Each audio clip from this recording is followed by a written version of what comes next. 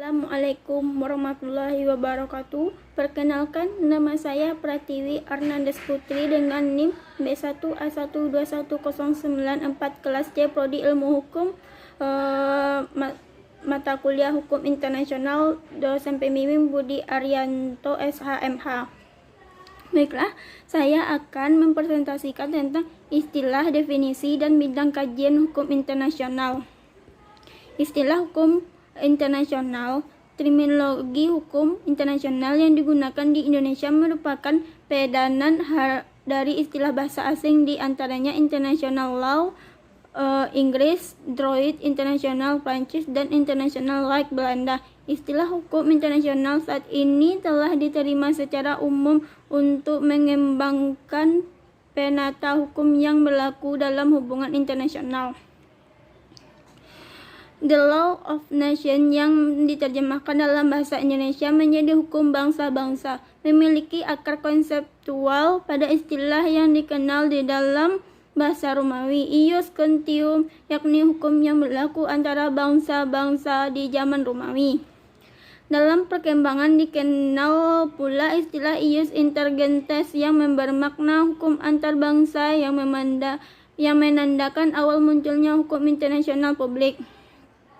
Istilah Law of Nations juga sering dimaknai serupa dengan istilah Law Among Nations. Di masa menjelang berakhirnya Perang Dunia II, seorang hakim Mahkamah Agung Amerika Serikat bernama Robert H. Jackson melakukan reaksi terhadap situasi peperangan saat itu dengan mengemukakan pentingnya hukum antar bangsa. Istilah hukum antar negara, in-states law, juga digunakan untuk merujuk hukum yang mengatur hubungan antara satu negara dengan negara lainnya. Mengandung suatu kelemahan bahwa subjek hukum internasional hanyalah negara-negara. Sejumlah entitas yang memiliki kapasitas hukum internasional terbatas juga telah diakui sebagai subjek hukum internasional. Definisi hukum internasional. Perlu dijelaskan di awal bahwa terdapat dengan definisi hukum internasional yang dikemukakan oleh para ahli. F. Sugeng Istanto mengemukakan definisi hukum internasional dalam suatu rumusan yang membedakannya dengan hukum. Berikut definisi tersebut dinyatakan hukum internasional adalah kumpulan ketentuan hukum yang berlakunya dipertahankan oleh masyarakat internasional. Jawahir Tontowi memberikan ulasan mengenai ruang lingkup hukum internasional sebagai berikut. Sebagai suatu peraturan hukum yang memiliki cukup luas, hukum internasional terdiri dari prinsip-prinsip, peraturan dan kebiasaan internasional tentang tingkah laku negara dalam hubungan internasional. Analisis terminologi hukum internasional dapat dilihat pada uraian berikut.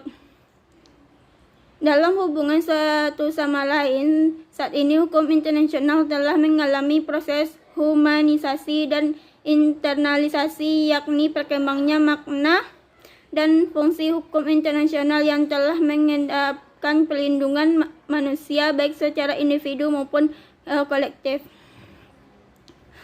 Mokhtar Kesumatmadja dan Eti R. Agoy secara eksplisit mengemukakan definisi hukum internasional publik untuk membedakannya dengan hukum perdata internasional. Pada pendapat-pendapat dikemukakan oleh para ahli tersebut di atas, khususnya yang dikemukakan oleh Mokhtar Kesumatmadja dan Eti R. Agoy, dapat dikiranya diformulakan dalam bahasa yang sedikit berbeda. Dengan demikian, persoalan hukum publik yang bersifat lintas negara terdapat 3 unsur dari batasan tersebut, yakni 1. Terdapat prinsip asas hukum dan norma kaidah hukum. 2. Berfungsi untuk melandasi hubungan antara subjek-subjek hukum internasional dan mengatur persoalan-persoalan hukum publik yang bersifat publik. 3. Bersifat publik. Bidang kajian hukum internasional, masyarakat internasional, dan hukum internasional. Adagium ubi socias ubi jus yang bermakna di mana ada masyarakat maka tentu ada hukum. Juga dapat berlaku dalam hubungan internasional. Sebagian besar masyarakat internasional menerima demikian saja adanya nilai-nilai tersebut tanpa menyadari dari pentingnya. Masyarakat internasional merupakan landasan sosiologi hukum internasional.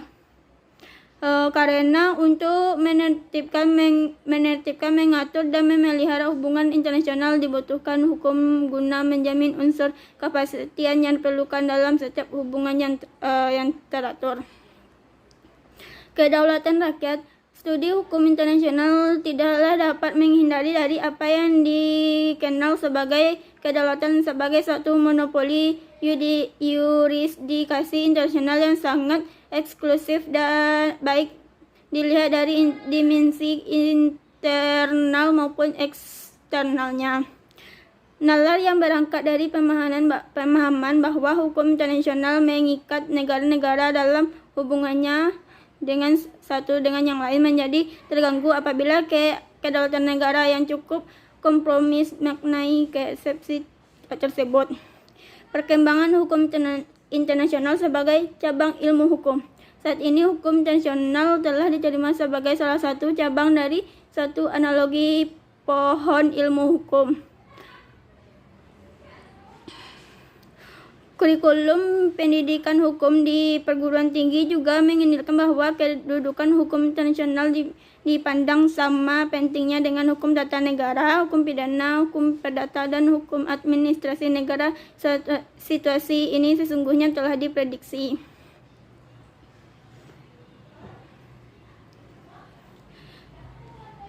Masih dalam konteks sejarah, hukum diplomatik dan konsumen merupakan bidang kajian yang lahir di kebiasaan-kebiasaan internasional yang berlaku kalangan wakil-wakil negara. Era dekade 1960-an juga menjadi penanda penting munculnya apa yang saat ini dikenakan sebagai hukum